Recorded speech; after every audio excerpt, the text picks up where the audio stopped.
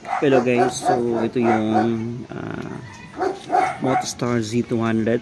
So ayan, kakalungkot, kailangan na natin bitiwan siya guys, no? Kasi nga may mga priority tayong dapat unahin. Pero alam mo, mamimiss ko tong motor na to. Ayan, marami tayong mga sticker na na-edicate. So yung tatanggalin lang natin. Kasi hindi natin alam kung sino nang magmamayari nito. Dapat tanggalin natin yung mga sticker na na-edicate natin, no? So meron tayong dyang page natin, run rider shield, tapos pitik yung mga charity ride, and even meron din tayo sa Rescue Line Riders Club, right? So yung iba hindi na natin matatanggal. Ayan, so ayan, marami na rin, almost 2 years na yung motor na to.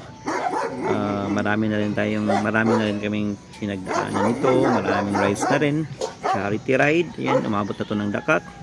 Ayan, so unang-una yung issue lang, no? So dyan, madaling maglaspag. Tapos ayan, 2 years pa lang, yung paint nya natatanggal na. Ayan, so marami ng mga dumidikit. Alright, then tingnan natin. Ayan, may crack na siya. So iwan ko lang sa pagpababibrate. Yan, nagka-crack siya. So yung mga issue nakita ko for almost 2 years. Ayan, meron na siyang leak sa oil seal ng front shock. So matagtag na siyang gamitin.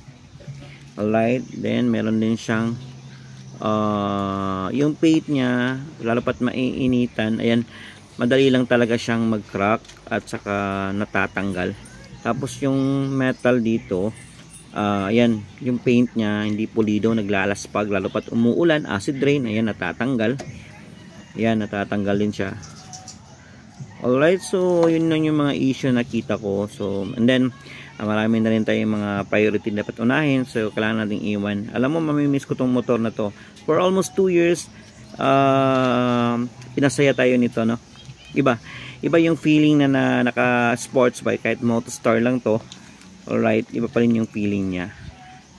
Alright, so ayan, kailangan talaga nating bitiwan to. Okay, for good. So bibitiwan na to for good. May iba tayong priority. Alright guys, mamimiss ko tong motor na to. Maraming salamat na dumating ka. At least for 2 years na pasaya mo ako.